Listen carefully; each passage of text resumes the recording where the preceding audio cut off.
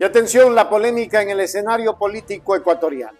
Difamación y unidad nacional en debate o persecución política. En un clima político cada vez más polarizado en Ecuador, las declaraciones realizadas por figuras públicas cobran una importancia que va más allá del discurso. Recientemente, la polémica ha envuelto a dos personajes distintos. Por un lado, Manuela Lavinas Pic, quien a través de un medio digital señaló a la familia Noboa por presunto tráfico de drogas. Por otro lado, Luisa González, ex candidata presidencial, cuyas afirmaciones sobre las aspiraciones políticas y manejos financieros de Daniel Noboa han provocado una reacción legal por parte del presidente electo Noboa. La cocaína sale del puerto de la tía. Claro, la familia Noboa exporta la cocaína. Oye, no, eso estuvo muy fuerte, no creo. Es un negocio redondo, ¿no? O sea, más coca sale del puerto de Guayaquil que el de Pozorja en realidad. No creo que la familia Noboa exporte coca. No, ellos no saben de nada, supuestamente.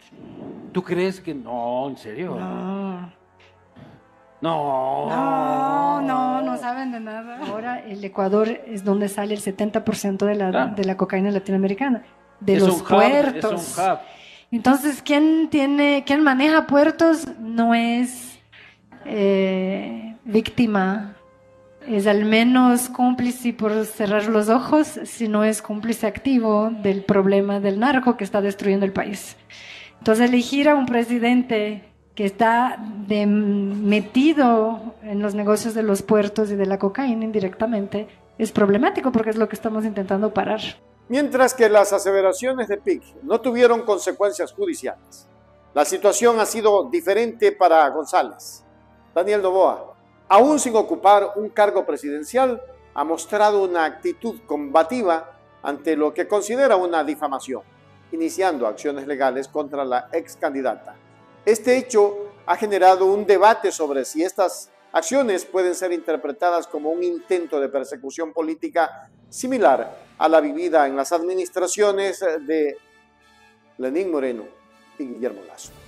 Sí, por supuesto. Bueno, Daniel Noboa quiso correr por la Revolución Ciudadana, quiso ser el candidato de la Revolución Ciudadana a presidente de la República, pero claro, nosotros no podíamos acogerlo. ¿Por qué? Porque primero su empresa debe los impuestos al Estado. Él no ha pagado sus impuestos, sin embargo, ha sacado grandes capitales. No coincide su pago de impuesto a la renta con su salida de capitales del país. Empresas en paraísos fiscales y demás.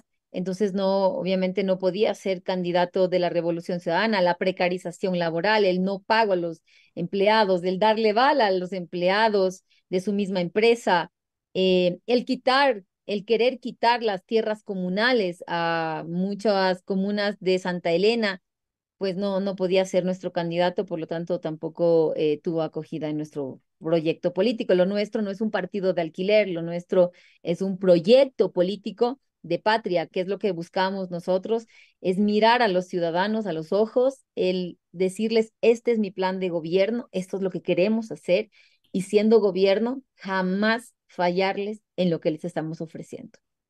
Gracias, Omar Noboa. Gracias, Felipe Proaño. Le dice, lamentablemente hay mucha gente ignorante en nuestro país que deja comprar su conciencia con demagogia.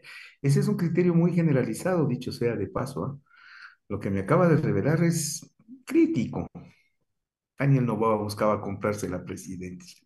La situación de González no ha pasado inadvertida entre los ciudadanos, quienes han respondido con un ola de apoyo reflejado en miles de adhesiones que resuenan con su visión de un mejor país para Ecuador. La disputa destaca la línea delgada que existe entre la libertad de expresión y el derecho al honor en el ámbito político ecuatoriano. Lo único que sabemos es que Luisa González siempre ha dicho y se ha manejado con la verdad. En conclusión, frente a este panorama, la ciudadanía ecuatoriana se encuentra ante una encrucijada. Continuar en un ciclo de acusaciones y litigios que podrían interpretarse como persecuciones políticas o buscar la unidad y el entendimiento por el bien del país. La comparación es ineludible. Mientras las declaraciones de Pic no tuvieron eco en los tribunales, Las de González han encendido la mecha de la justicia. Esta situación plantea una reflexión crítica sobre el futuro político del Ecuador y la necesidad de proteger la democracia frente a las estrategias de división y chantaje. La resolución de estos conflictos será determinante para el rumbo que tomará la nación en su búsqueda de armonía y progreso. No podemos seguir con la misma política de persecución que han hecho los gobiernos neoliberales. Y a pesar de que Noboa dijo en algún momento que él era de centro izquierda, parece que es de extrema derecha.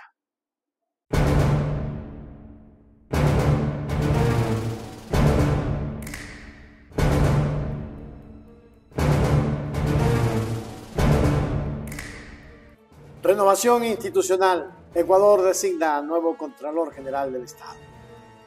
Un giro significativo hacia la renovación de sus instituciones estatales. Ecuador ha dado un paso crucial al nombrar a Javier Torres como el nuevo Contralor General del Estado. La presidenta del Consejo de Participación Ciudadana y Control Social, Nicole Bonifaz, ha declarado en redes sociales que esta designación no solo cumple con las obligaciones legales del Consejo, sino que también representa un compromiso cumplido con el país y su ciudadanía, marcando el fin de un periodo prolongado sin un titular para este puesto clave. El Contralor subrogante, el Contralor del Contralor, recuerdan ustedes, ¿no? Pero vamos a ver hasta qué punto este Contralor es puesto por la ciudadanía o por alguna fuerza oscura. Eso tenemos que descubrir. Designar hoy al Contralor General del Estado es un aporte trascendental para la gestión pública y la lucha contra la corrupción, en observancia con los artículos 211 y 212 de nuestra Carta Magna. Designar a la autoridad encargada del control de la utilización de los recursos estatales como autoridad titular da fe de que hoy el CPCCS cumple con saldar esta deuda con el país y reitera su compromiso con la ciudadanía a pesar del uso desacerbado de acciones de protección que solo han frenado este y otros concursos. Es por esto que para dirimir esta postergación injustificada para designar autoridades titulares de control, esta administración realizará una petición formal a la Corte Constitucional del Ecuador para que emita un pronunciamiento que pondere el derecho de los postulantes y de toda la ciudadanía. La designación llega tras más de 2 años de vacante en la Contraloría, un periodo marcado por la controversia política y la gestión interina. El proceso de selección llevado a cabo por la Comisión Ciudadana de Selección culminó con la elección de Torres, quien tuvo la puntuación más alta entre los candidatos. Falconi, que era uno de los opcionados, y que bien podría haber sido prácticamente el nuevo Contralor. De todos modos, la institución ha asegurado que la designación de Torres sea el resultado de un proceso transparente y vinculante. No obstante, consejeros como Verduga han dicho que no se puede hablar de transparencia cuando estas sesiones fueron prácticamente sin transmisiones.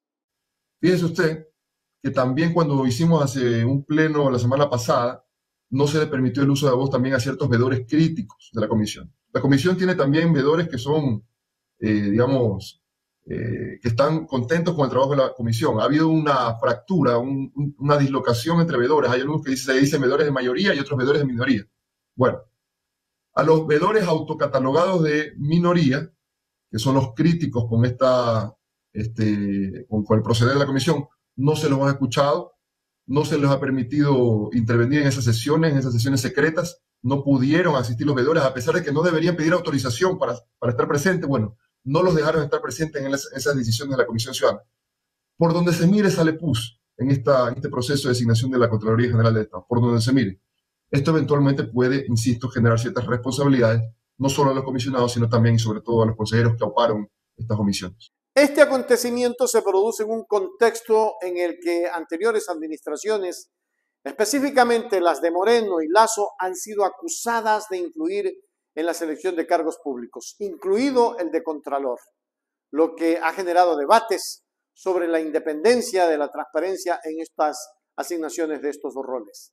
Y aún no sabemos si Javier Torres fue puesto a dedo por alguno de aquellos que probablemente quieren seguir manteniendo el poder tras el poder. Que es obligación del Consejo de Participación Ciudadana y Control Social dentro de los procesos de designación, en este caso, como el de la primera autoridad de la Contraloría General del Estado, escoger a quienes mejor puntuación dentro del concurso, en concordancia al artículo 48 del reglamento para el concurso de mérito y oposición, para la selección y designación de la primera autoridad de la Contraloría General del Estado. Indica que el informe que remite la Comisión Ciudadana de Selección del Pleno del Consejo de Participación Ciudadana y Control Social es vinculante, por lo que el Pleno debe proceder a la designación como primera autoridad de la Contraloría General del Estado al candidato calificado que haya tenido la mayor calificación. En conclusión, la instalación de Javier Torres como Contralor General representa un momento de cambio en el escenario político ecuatoriano.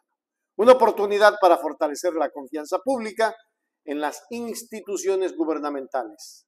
Bonifaz subraya este nombramiento como un retorno del Consejo de Participación Ciudadana y Control Social a la ciudadanía, alejándose de las sombras del pasado y caminando hacia una gestión que respeta la autonomía y la responsabilidad ante el pueblo ecuatoriano. Con los ojos de la nación atentos, el nuevo Contralor tiene ante sí el desafío de consolidar una gestión transparente y efectiva en una época donde la rendición de cuentas es más necesaria que nunca para el fortalecimiento democrático y la lucha contra la corrupción. Esperemos que el nuevo Contralor no se convierta en un nuevo Pablo Celi II, ese Pablo Celi que le hizo tanto daño y que utilizó Contraloría para perseguir a líderes políticos y para llevarlos a sentencias y a cárceles inducidas.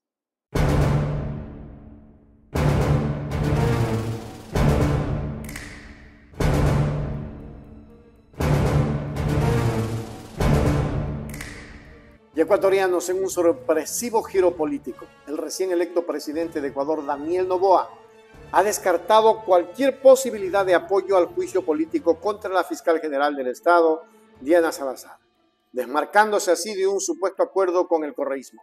Esta postura ha resonado en el espectro político ecuatoriano, poniendo en tela de juicios las alianzas previamente especuladas con la facción liderada por el expresidente Rafael Correa. Y es que los medios tradicionales hicieron un escándalo de aquello y decían: ya transó el correísmo, no puede ser que Noboa haya transado, hasta lo amenazaron. Qué terrible situación. 3 días tardó el presidente electo Daniel Noboa para aclarar que no respaldará el juicio político a la fiscal Diana Salazar, que es uno de los principales objetivos del correísmo una vez que se instale la Asamblea Nacional. Este lunes en Washington, Estados Unidos, Noboa señaló a la cadena Infobae: no permitiré que ninguna organización política intente hacerle un juicio político a nuestra fiscal general. Necesitamos proteger a personas como ella que trabajan duro contra las organizaciones criminales que operan en el país. Cualquier negociación tiene que ser estrictamente legislativa. El correísmo apuntaba a consolidar una mayoría de al menos 80 votos con el socialcristianismo y ADN, el movimiento de Noboa. Uno de los temas de negociación era el juicio político a la fiscal Salazar. El pasado viernes, Henry Kronfle, candidato del Partido Social Cristiano a presidir la Asamblea, escribió en la plataforma X que nadie les ha planteado y que tampoco hubiesen aceptado destituir a la fiscal Diana Salazar. El expresidente Rafael Correa le dijo que miente y ratificó que el bloque de la Revolución Ciudadana, que tiene 51 legisladores, impulsará el juicio político a la fiscal. Así, la eventual coalición política entre la Revolución Ciudadana, el Partido Social Cristiano y el Bloque de Acción Democrática Nacional quedaría sin consolidarse.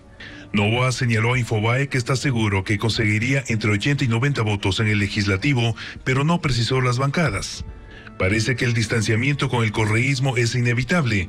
El pasado 23 de octubre el presidente electo pidió a la Fiscalía que realice un acto urgente por estas declaraciones de la ex candidata presidencial Luisa González. Daniel Noboa quiso correr por la Revolución Ciudadana, quiso ser el candidato de la Revolución Ciudadana a presidente de la República, pero claro, nosotros no podíamos acogerlo. ¿Por qué? Porque primero su empresa debe los impuestos al Estado. Él no ha pagado sus impuestos. Además, solicitó una pericia informática a estas declaraciones para iniciar acciones legales. La mayoría afín a Noboa se concretará a su retorno. Durante una entrevista con Infobae en Estados Unidos, Noboa ha sido enfático en su decisión de proteger a figuras claves en la lucha contra el crimen organizado, como la fiscal Diana Salazar. Asegura que la independencia de los poderes del Estado es una prioridad y que las negociaciones políticas deben limitarse al ámbito legislativo. Además, revela su estrategia para asegurar una mayoría parlamentaria que respalde su plan de gobierno, especialmente en la implementación de 5 leyes económicas de carácter urgente. De otro lado, Rafael Correa ha expresado su confianza en llevar a cabo el juicio político, mostrando una clara discrepancia con los planes del presidente electo Daniel Noboa. Además, Noboa, mientras tanto, continúa su agenda en los Estados Unidos buscando apoyo financiero para su ambicioso programa de infraestructura y desarrollo social con miras a una posible reelección en 2025.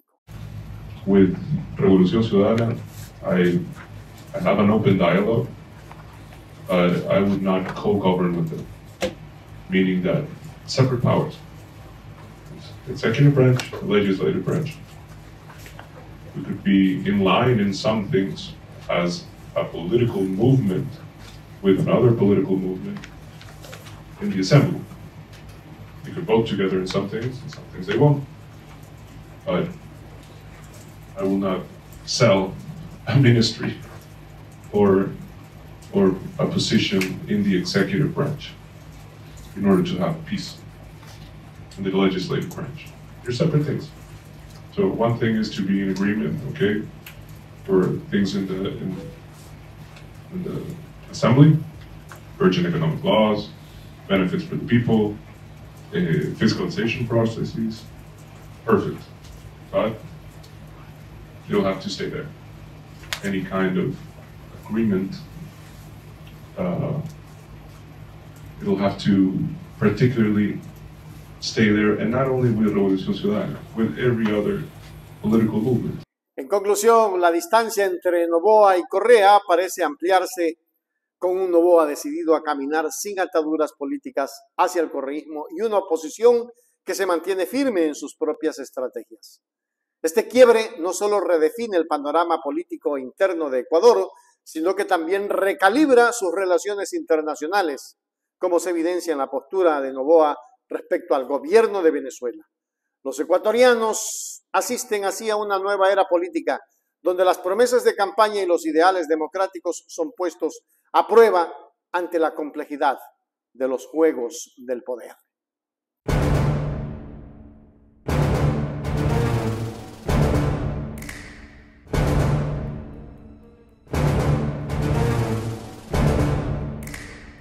Y ecuatorianos, la tensión entre los gobiernos parroquiales, rurales de Ecuador y el gobierno central escala a nuevos niveles.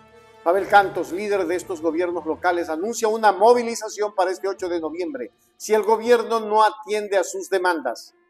En el corazón del conflicto, una deuda pendiente que, según los GATS parroquiales, sigue sin resolverse, a pesar de las afirmaciones del ministro de Finanzas de que todos los pagos están al día. El acercamiento que tenemos con Congope pues, es para combinar una unidad entre AME, Nagupare y Congope. Somos 821 juntas parroquiales con 5 vocales que la conformamos, presidente, y 4 vocales pues, que hacen el poder legislativo y el ejecutivo. El día miércoles, por decisión de todos los presidentes de Conagopares y cada uno de los presidentes de las juntas parroquiales, vamos a movilizarnos. Si no tenemos respuestas en 48 horas, pues estaremos en las calles para poder acercarnos hacia el Palacio de Carondelecue y el presidente de la República nos haga primeramente el desembolso de los 2 meses. Somos los gobiernos más pequeños, el 6% que percibimos del presupuesto, pues el no permanente, el permanente, el no permanente, el 21% más el 10%, pues en este momento estamos siendo afectados.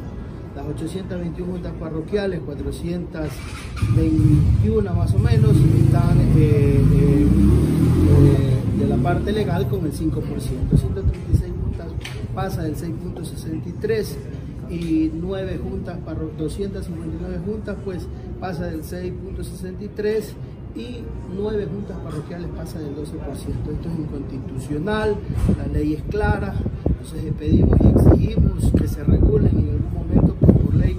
Los gobiernos parroquiales no deberían ser considerados en algún recorte presupuestario, ya que nosotros pues solo tenemos un recurso seco, digámoslo así, no tenemos ninguna competencia, ninguna tasa de retorno, ninguna recaudación, ninguna competencia. Somos la primera línea que recibimos a la ciudadanía, donde existen muchas necesidades. La discrepancia entre lo anunciado por el ministro de Finanzas y la realidad expresada por Pavel Cantos pone en evidencia un punto crítico de fricción. Los gobiernos autónomos descentralizados parroquiales, responsables de la administración y el bienestar de sus comunidades, se ven afectados por la falta de fondos, lo que compromete la gestión y ejecución de proyectos vitales. Cantos asegura que, sin una pronta solución, la única opción será tomar las calles en una movilización que busca viabilizar su situación y presionar por una respuesta concreta y efectiva de parte del gobierno nacional. La mitad, hemos bajado la deuda del 61,5 al 55%, somos el gobierno que ha hecho más transferencias a los gobiernos autónomos descentralizados. En mayo del 2021 se les debía 690 millones de dólares de deudas del 2015, hemos pagado deudas desde el año 2015, 2016, 17, 18, 19 y 20 a los GATS, así que somos el gobierno que ha hecho más esfuerzos para poner en orden la economía. Falta muchísimo todavía, pero hemos dejado el camino comenzado y esperamos que la siguiente administración siga esta línea de sentido común, de lógica económica, de poner orden fiscal, alivio social. Recuerden que se paga sobre mes vencido, así que no han pasado 2 meses, entonces no se le puede ver a nadie de 2 meses. Pero este es el gobierno que, como les digo, ha pagado mayor cantidad de transferencias por concepto de modelo de equidad territorial al gobierno autónomo descentralizado al año 2022, cuando entramos nosotros, se les debía deudas de hace 5 años atrás y las hemos saldado. La credibilidad del gobierno se pone a prueba en este impasse con los gobiernos parroquiales o rurales, y no solamente con ellos, sino con los gobiernos provinciales y los cantonales. Mientras la amenaza de movilizaciones pende sobre la estabilidad del país, la ciudadanía se pregunta sobre la integridad de sus representantes. Este miércoles se revelará si el diálogo prevalece o si las calles se convierten en el escenario de un nuevo capítulo de protestas. La esperanza es que prevalezca una solución que cierre la brecha entre promesas y realidades por el bien de los gobiernos locales y la confianza en las instituciones del Ecuador.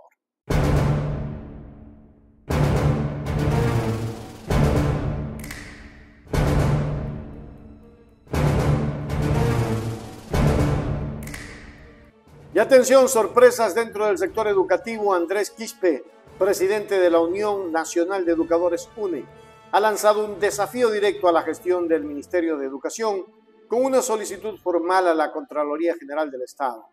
Quispe exige un examen especial hacia la contratación de textos escolares, una movida que pone en la mira las prácticas administrativas del ente gubernamental. Mire usted, la ministra acepta que en educación general básica media, que comprenden los grados de quinto, sexto, séptimo grado, se deben utilizar un texto de consulta por cada 3 estudiantes. Ya. Estamos hablando de la edad de 9 a 11 años. Los estudiantes que tienen de 9 a 11 años no están recibiendo ningún texto más que el de consulta que lo utilizan al interior del plantel entre 4 o 5 estudiantes. Luego de la pandemia, que hay vacíos educativos, ¿acaso los padres y las madres de familia no necesitan materiales para hacer procesos de retroalimentación en los hogares? ¿Ya? Y además, la ministra no tiene empacho alguno en decir que los textos de inglés se pueden descargar de manera digital. Es decir, los textos de inglés jamás van a llegar de manera física a los planteles educativos. ¿Será que la ministra puede aprender un segundo idioma de esa manera? ¿O los tecnócratas del Ministerio de Educación aprendieron de esa manera un segundo idioma? ¿Ya? Y lo más preocupante es que la ministra acepta que en primero, segundo y tercero de bachillerato los textos de química, de biología y de física tienen que reusarse, es decir, un contenido caduco, ¿ya? Porque la educación, como las sociedades, van cambiando el conocimiento, y al parecer eso la ministra no sabe, que el conocimiento cambia. Entonces, en química, en biología y en física los textos tienen que reusarse y tienen que ser utilizados en grupo de 3 a 4 estudiantes. Es decir, las materias claves que son evaluadas para ingresar a la universidad. Si alguien es responsable de que nuestros jóvenes no estén ingresando a la universidad, está aquí. Parte de esa responsabilidad la tiene la ministra de Educación. Y luego entonces nos preocupamos qué hace la juventud cuando sale de los planteles educativos, porque es cooptado por las mafias de delincuencia. Hay una estafa entonces académica, La petición de la UNE se centra en lo que describen como un conjunto de posibles irregularidades en el proceso de selección y adquisición de material didáctico, lo cual podría señalar una crisis de transparencia dentro del ministerio dirigido por María Brown. La acción de Quispe no se detiene ahí. Él y su organización presionan para que la Asamblea Nacional actúe con celeridad y retome el juicio político contra la ministra. La UNE argumenta que la gravedad de la situación amerita una revisión inmediata y exhaustiva para garantizar que los recursos educativos de la nación se manejen con la debida integridad.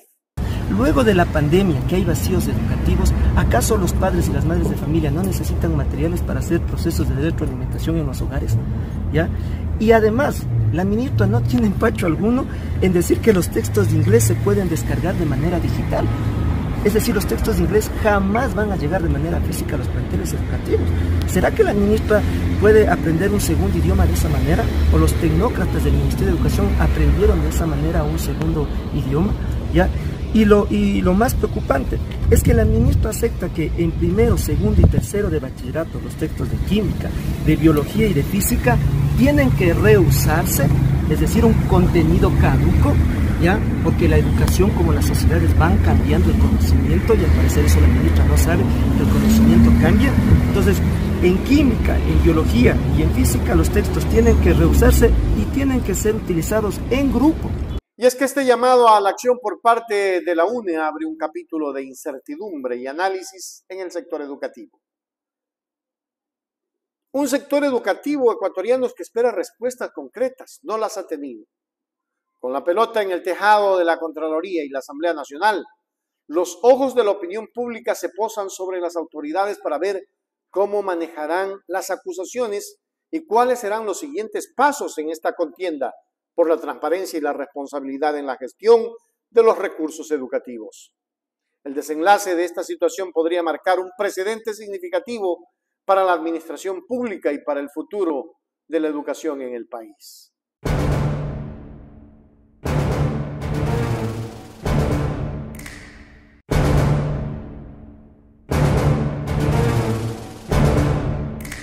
Juicio de Rafael Correa sobre Lenín Moreno. En una entrevista de apenas un minuto, Rafael Correa, expresidente de Ecuador, ofrece una valoración contundente sobre la figura de su sucesor Lenín Moreno Garcés. Correa, conocido en su gobierno de izquierda en Ecuador, arremete contra Moreno en esta breve declaración, lo que arroja luz sobre la tensa relación entre ambos líderes políticos. En este breve análisis exploraremos las palabras de Correa y su impacto en la percepción pública de Lenín Moreno, al que no podemos llamarle líder político, sino traidor de los ecuatorianos. O sea, Moreno era...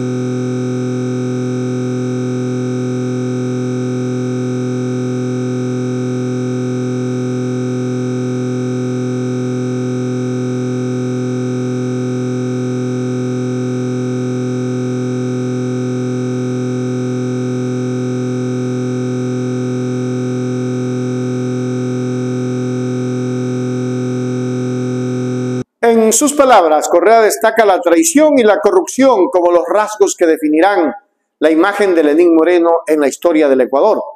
Esta acusación no es sorprendente, ya que la relación entre ambos líderes políticos se volvió especialmente áspera tras la presidencia de Correa.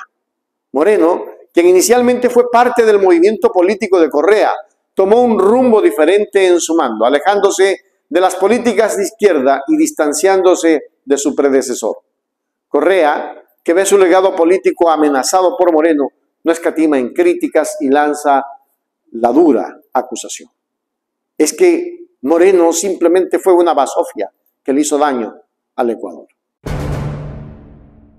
La evaluación de Rafael Correa sobre Lenín Moreno en tan solo un minuto no solo pone de manifiesto la profunda división política en Ecuador, sino que también señala la intensa animosidad personal entre estos dos exaliados políticos.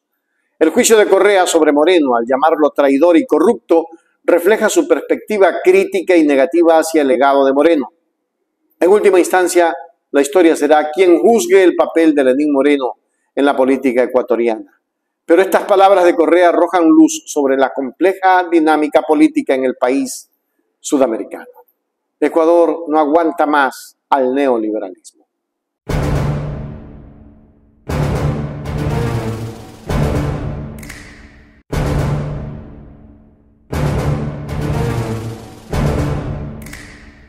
Ecuador, Ramiro Aguilar Torres opina sobre María Paula Romo y su futuro político. Mucho ojo a esto, ¿ah? Durante una entrevista en el programa en Ecuador en directo, Ramiro Aguilar Torres, destacado político ecuatoriano y analista jurídico político, expresó su opinión sobre la participación de María Paula Romo con el gobierno de Daniel Noboa.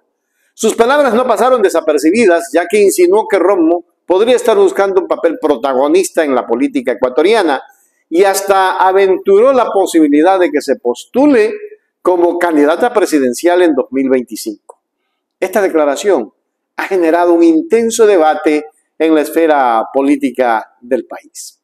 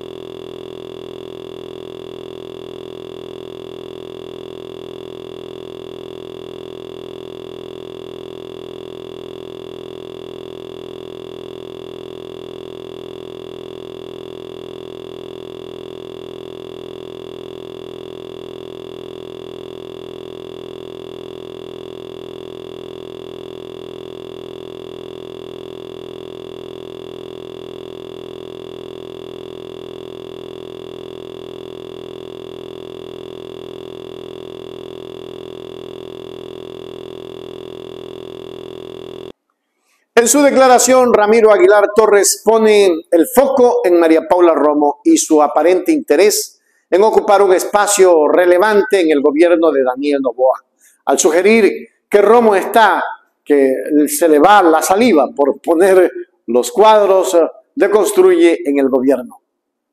Aguilar Torres señala que la ambición y el ansia de protagonismo en la política ecuatoriana está basada precisamente con María Paula Romo. Además, su pronóstico sobre un posible o una posible candidatura presidencial de Romo en el 2025 añade un elemento intrigante a esta evaluación política. Algún momento ya lo dijimos nosotros en nuestros noticiarios acostumbrados. ¿Qué busca la señora Romo? Busca ser presidenta del Ecuador. El tema es que busque ser, y lo difícil es que llegue a ser por todos los antecedentes que ha tenido. En conclusión, las palabras de Ramiro Aguilar Torres en la entrevista de Ecuador en Directo han desatado una ola de especulaciones sobre el futuro político de María Paula Romo.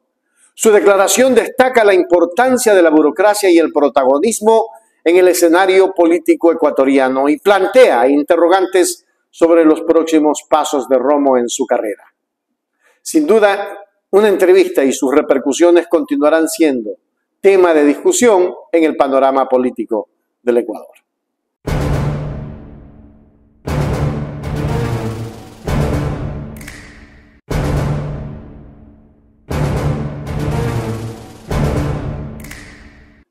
Y Ecuador, acusaciones de perjurio contra el presidente saliente Guillermo Lasso ya reconocen firma en denuncia. El señor tiene que salir volando y no puede salir del Ecuador sino hasta un año después. Washington Andrade, representante legal de los ex trabajadores de la presidencia, y Marcos Estrella, uno de los afectados, han dado un paso importante en la acusación de perjurio contra el presidente Guillermo Lasso. Ambos reconocieron su firma y rúbrica en la denuncia que acusa al presidente de negar la existencia del Sindicato de Trabajadores de la Presidencia en un informe juramentado, lo que, según ellos, atenta contra los derechos laborales de los empleados. Esta revelación plantea preguntas fundamentales sobre la veracidad de las declaraciones presidenciales y sus implicaciones legales. Del Sindicato de Trabajadores de la Presidencia de la República, para efectos de no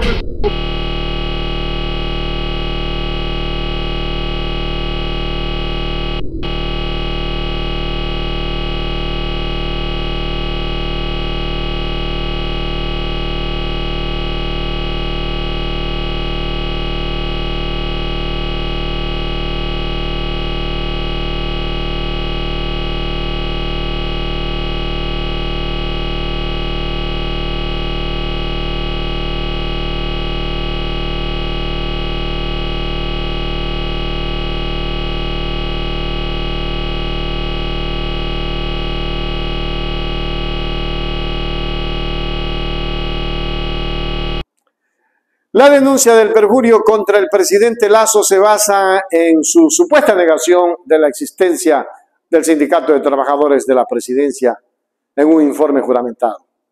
Este acto, según Andrade y Estrella, es un atentado contra los derechos laborales de los empleados y ha generado una fuerte controversia en el país.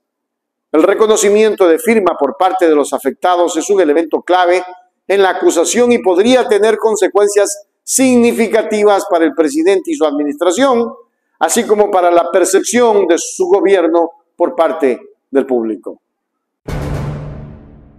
En conclusión, el reconocimiento de firma en la denuncia de perjurio contra el presidente Guillermo Lasso marca un importante avance en esta controversia legal.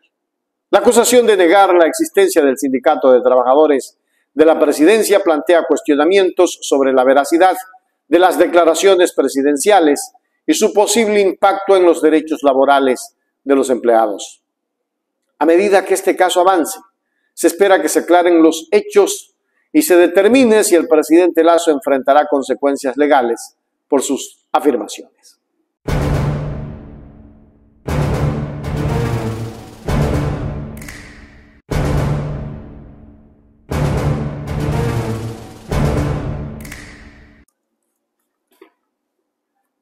Miren lo que dice Carlos Vera, gobierno de Lasso, incompetencia o corrupción.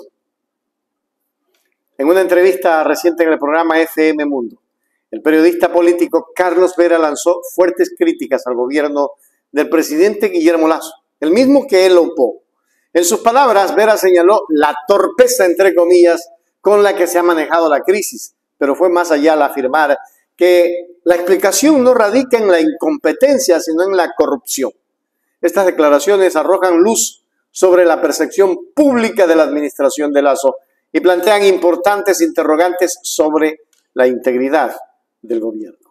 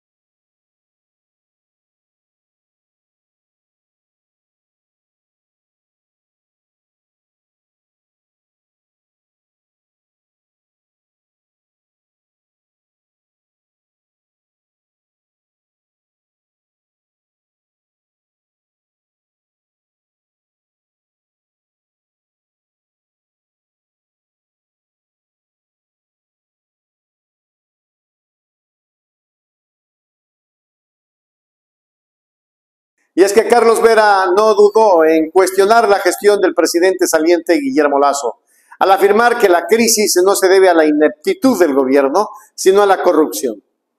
Esta acusación es especialmente contundente y ha generado un intenso debate en la esfera política ecuatoriana. La crítica de Vera resalta la importancia de la transparencia y la rendición de cuentas en la administración pública y plantea la necesidad de una investigación más profunda sobre posibles actos de corrupción en el gobierno. En conclusión, las palabras de Carlos Vera en su entrevista son un recordatorio de la importancia de la ética y la integridad en la política. La acusación de corrupción, en lugar de incompetencia, agrega una dimensión adicional a la evaluación del gobierno de Guillermo Lasso. A medida que la transición de poder avanza, estas críticas probablemente seguirán siendo tema de discusión en el panorama político ecuatoriano y podrían tener un impacto significativo en la percepción pública del presidente saliente y su mal legado.